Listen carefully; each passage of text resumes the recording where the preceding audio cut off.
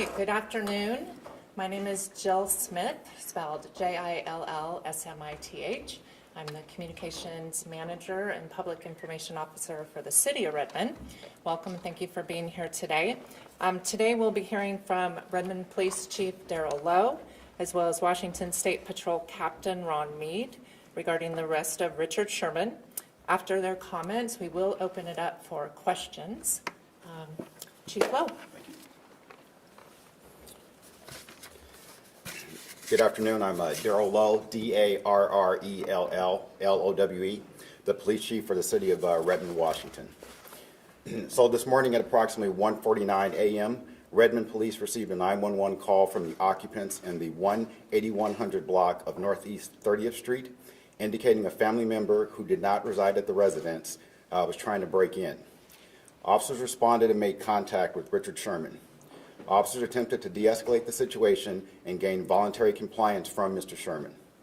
Mr. Sherman physically resisted officers' efforts to take him into custody, and a Redmond police canine was deployed to assist in gaining control of Mr. Sherman. Mr. Sherman was eventually taken into custody. Both Mr. Sherman and the officers sustained minor injuries as a result of the altercation and the canine deployment. Mr. Sherman was treated at a local hospital for his injuries and booked into the King County Jail. He was booked for residential burglary with the domestic violence component, resisting arrest, and malicious mischief. The domestic violence component results from Mr. Sherman's relationship with the occupants of the residence, not due to him physically assaulting his significant other. The malicious mischief is the result of damage he caused to the door of the residence. And with that, I'll take questions. Sir. So, an element of the residential burglary crime is that he intended to cause, or intended to commit a crime against a person or the property. And so is that element satisfied by the damage to the door, or is there any other indication that he intended to commit further crimes inside? So the malicious mischief charge is a result of damage that he caused to the physical property, and then his attempt to gain entry into a residence that was not his constitutes the burglary aspect of it. Do you know what kind of damage it was? I do not. Do you know what his motive was? I do not. But you're certain he was trying to get inside? Yes, I am. Were there injuries to any other people? You mentioned Richard and a policeman having injuries to anybody else involved? No, just Mr. Sherman and the officers involved in the altercation sustained minor injuries. Was he able to actually gain entry into the house at any point, breach the door? He did not gain entry into the residence. Your 911 dispatchers, I trust, stayed on the phone with the people inside. Did they identify Mr. Sherman at the time as trying to get into the house? He was identified in the call, yes. Can you be more specific about the family relationship? As I understand it, these are the ex-in-laws of Mr. Sherman. Was there any kind of violation of any kind of restraining or impediment that you understand was happening at the time? Not in Redmond, no. How much time Does between that mean first that there contact? is a restraining order or protection order of some kind filed somewhere else? I believe that there may be an emergency protective order in place. How much time between first contact and the dog being deployed? I understand it was in excess of 10 minutes.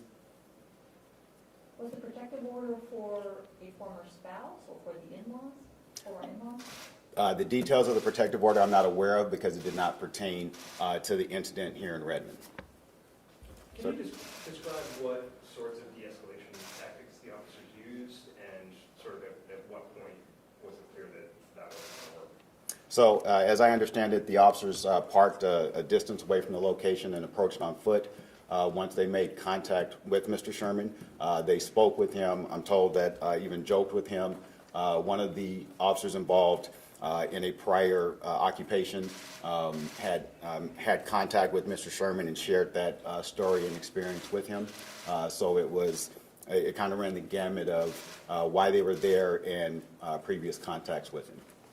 Chief, can you go back to the DV component? Because I think that, if I heard you right, that you said that was because of the relationship of the people in the home. There's a family relationship.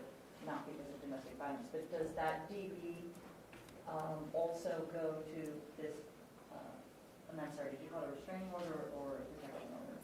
So the domestic violence component for the incident that occurred in Redmond is as a result of the relationship between Mr. Sherman and his former in-laws.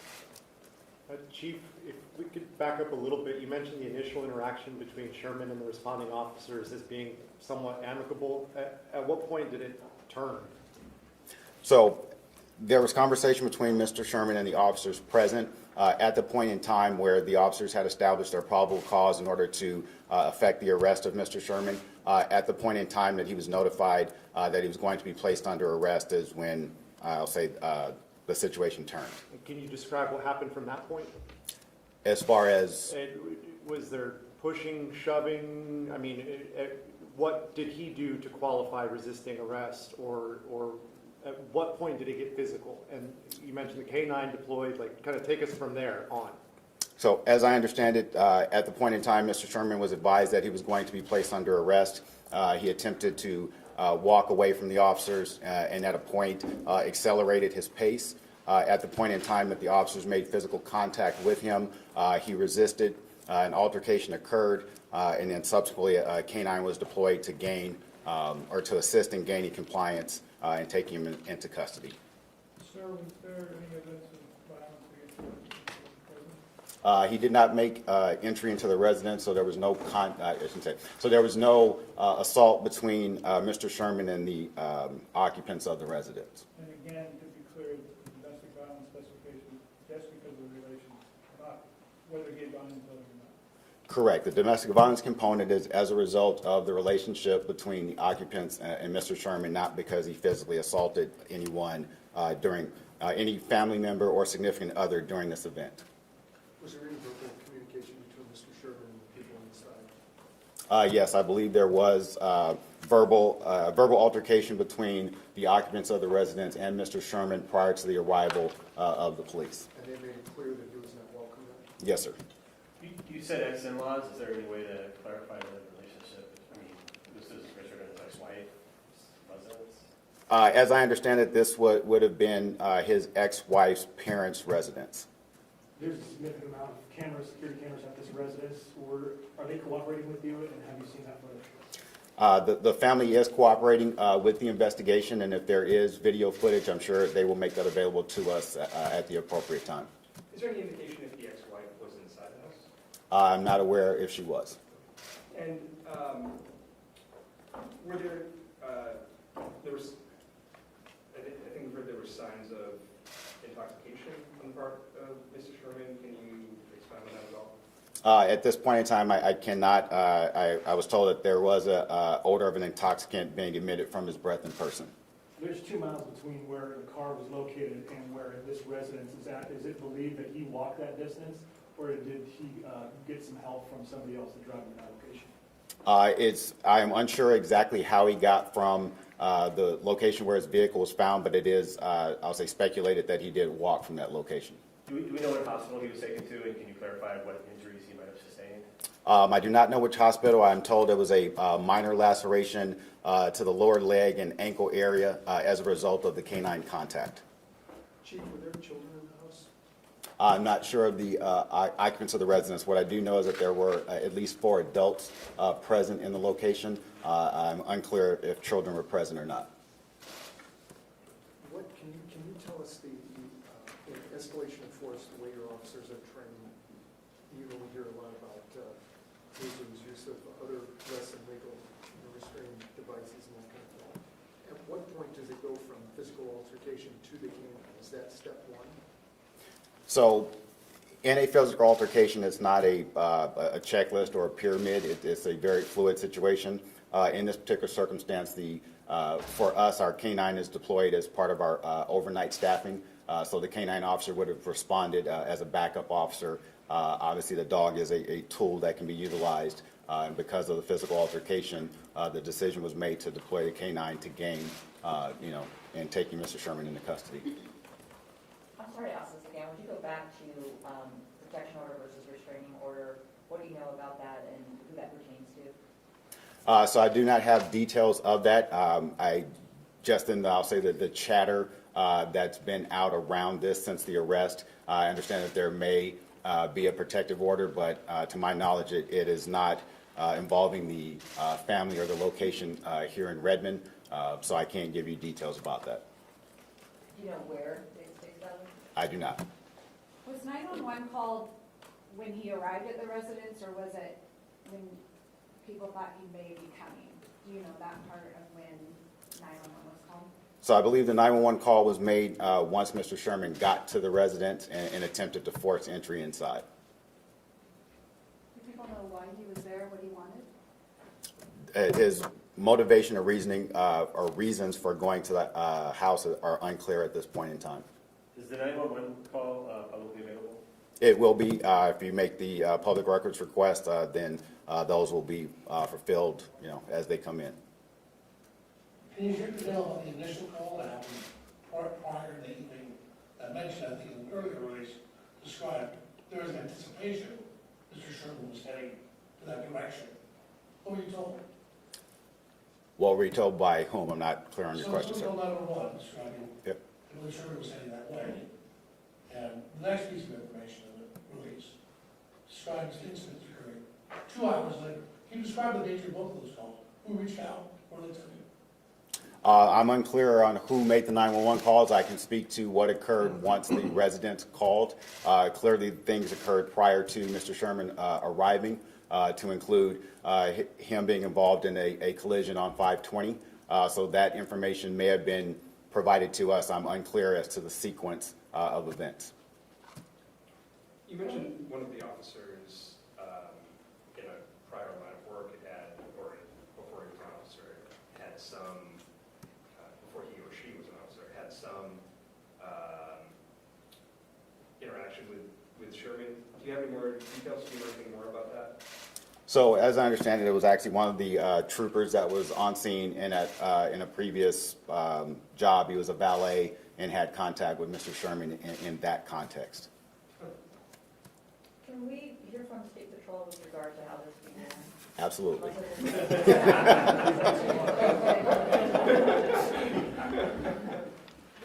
Is there any further questions for Chief Lowe? I'm happy to let him take this, but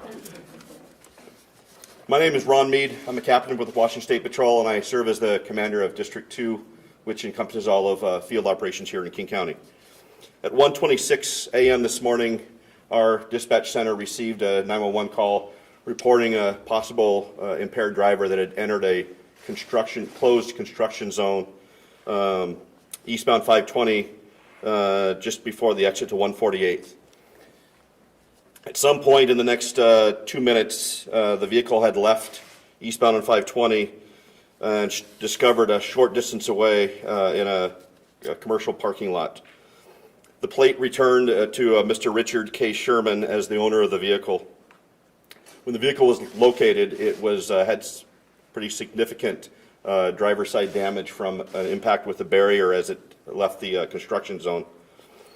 Troopers began searching the area looking for the driver of the vehicle for suspicion of DUI, and at some point were redirected to an address in Redmond, and later learned Redmond PD was in the process of looking for Mr. Sherman for an unrelated event. Troopers assisted the Redmond Police Department with the arrest of Mr. Sherman at the residence following extensive de-escalation and tactics that were employed leading up to the arrest. Subsequent to Mr. Sherman's arrest, the Washington State Patrol troopers involved applied for and obtained a search warrant and conducted a legal blood draw. Those results are pending. And Mr. Sherman remained in the custody of the Redmond Police Department where he was booked into jail on the Redmond charges, and the misdemeanor charges of DUI and hit and run will be referred. Any questions? Can you be more specific about the damage to the vehicle? At one point, I think we heard that four of the tires, there was popped out. Yeah, my understanding is that the left side of the driver's side of the vehicle had pretty extensive damage. One of the tires sustained nearly completely separated, and the vehicle was operated until it literally couldn't operate any longer, and that's when it was located in a parking lot about a half mile from the scene, And it was from there that the trooper started locating, or trying to locate the driver. And then just to be clear, I think you mentioned the construction zone, was this on 520? Yeah, the construction zone in question was on 520.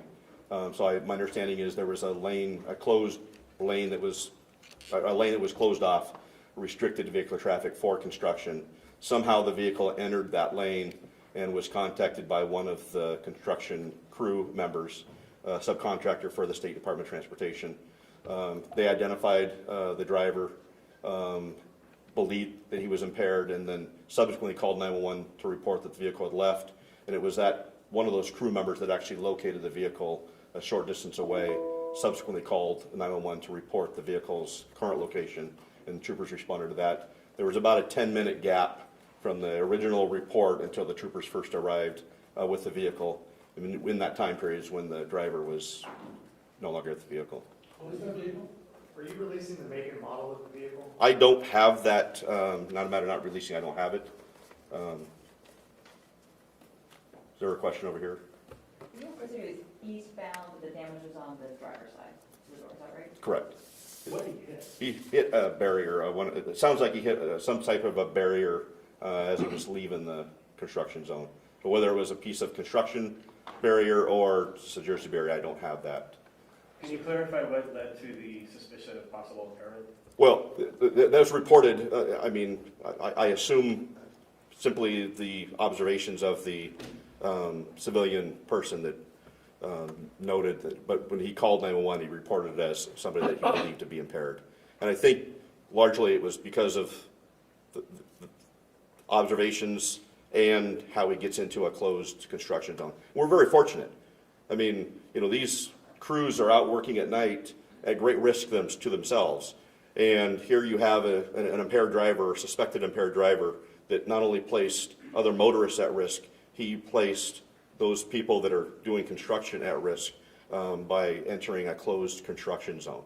So we're very fortunate that there were no injuries as a result of that piece of this. So I'm sorry, did you say that he hit the barrier as he was leaving the Yes. construction zone? So there was no accident prior, he just kind of somehow. Yeah, my understanding was he was contacted because he improperly entered the closed area, and that was when they noted the suspected impairment, and then called 911. So did they, Stopped.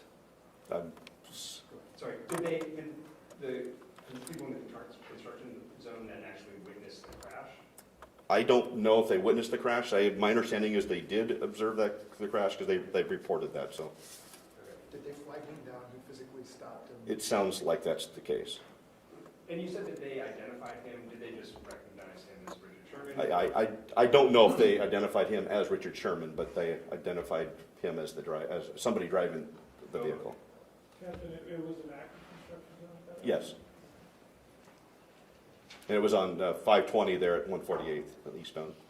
And you said the damage included some damage to the tire, that it had completely separated. Do you mean that the tire had come off the rim or the wheel itself? I think some combination of that. It was just described to me as basically the front wheel nearly coming detached. So whether or not that was the wheel, whether it was the entire axle, I don't know. But it significant enough that the vehicle became inoperable at some point within the first half mile of striking the barrier. You may still be working on the details, but what's hard to reconcile is if he's heading eastbound and all of the concrete barriers are on the south side of the highway, how does he damage the driver's side? Well, as you take the exit, though, the barriers, I'm not intimately familiar with this particular exit, but as you take the exit, I would assume that the vehicle contacts a barrier on the left-hand side, or as I mentioned before, it could well be some piece of construction equipment that was in the construction zone. At any rate, we know that he had some contact with something significant enough to cause major damage to an SUV and ultimately take the tire off. Do you know what kind of SUV it was? I don't have that. Is there a body camera from either agency? So we do have Coban video, however, I add the vehicles, Coban is a system that's in cars. The cars were some distance away. Whether or not it picked up the audio portion of this, We haven't reviewed the uploads yet, but we won't have video of it because the vehicles weren't in close proximity to where the arrest occurred. Do you have any more details about the protection order No. or whether one existed? And just to clarify, was the first 911 call that started this whole thing made by a member of the construction crew to alert you? Yes, the first call came in at 1:26, and it was a worker within the construction zone that alerted us to the existence of a potentially impaired driver on 520. Can either of you clarify, so he is in jail at the moment, what happens next now with him?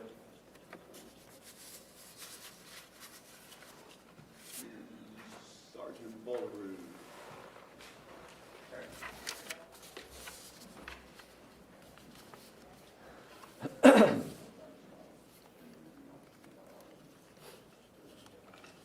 While you're up there, has a vehicle been impounded? Has a warrant been searched, put out for the searches, anything in the vehicle suspicious? And can you provide a photo? So the first question is, we applied and obtained a search warrant for Mr. Sherman's blood. We did not apply, nor do we intend to obtain a search warrant for the vehicle. And I'm sorry Is that, it possible to get a photograph of the vehicle? I don't know if we have one, but if we do, we will certainly make that available through a public disclosure request, so, Was the vehicle impounded? yes. Is it here in Redmond or with you at Washington State Patrol? It was not, it was impounded just to a local tow company. Chief Lowe, you mentioned accident laws.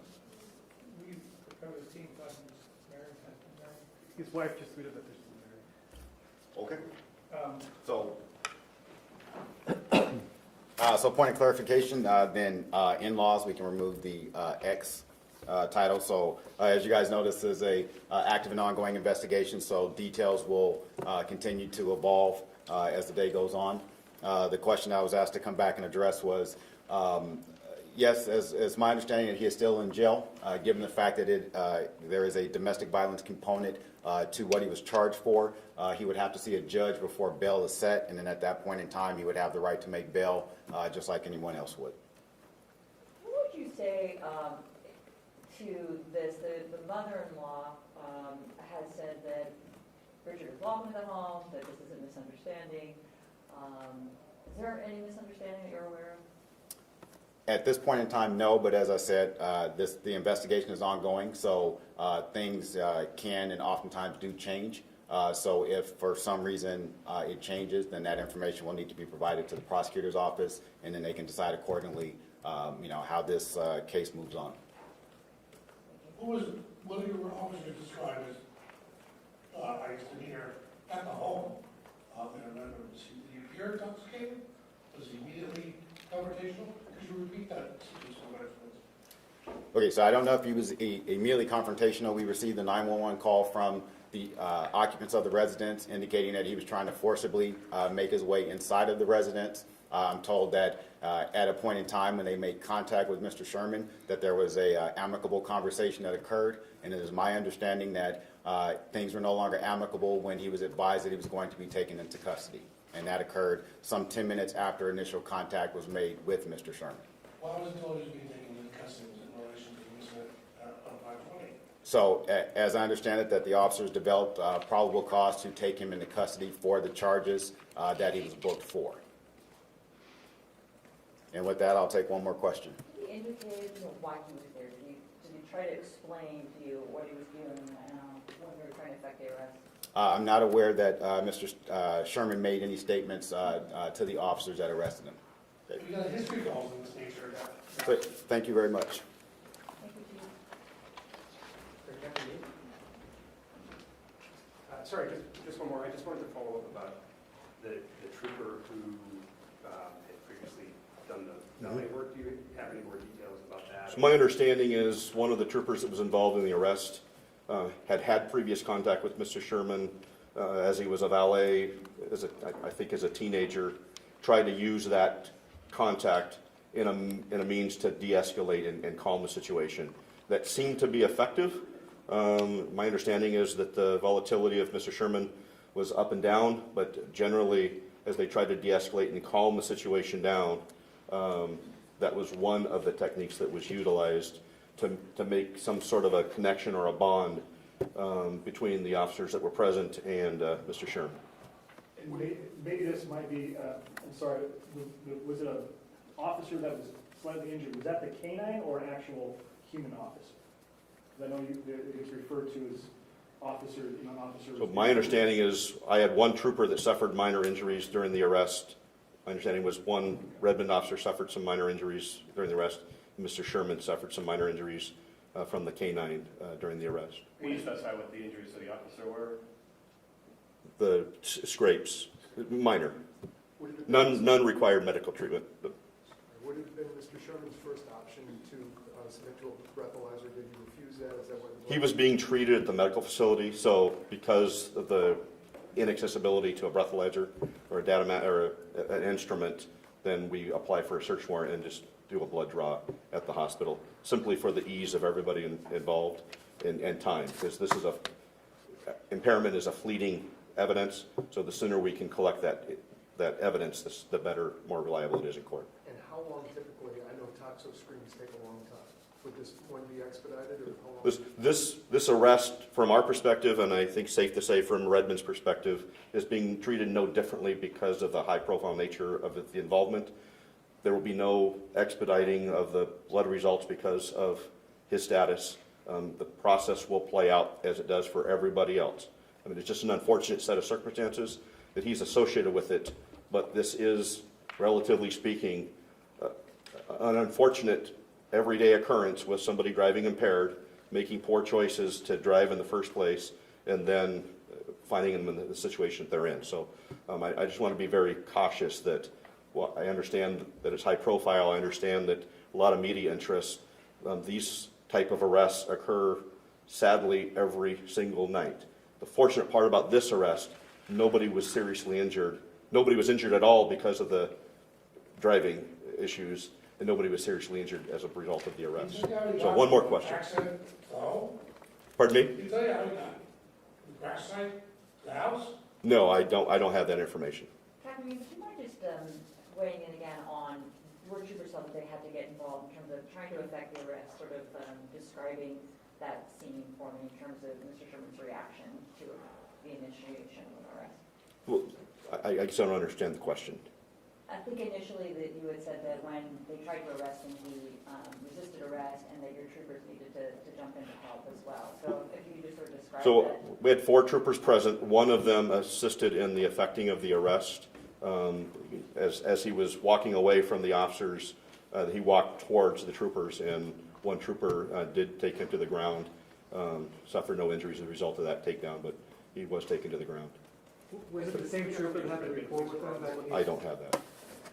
Was it the same trooper that got involved with the arrest that had the report with him when he was in Yes. LA? Yes. Thank you, everybody. Thank you.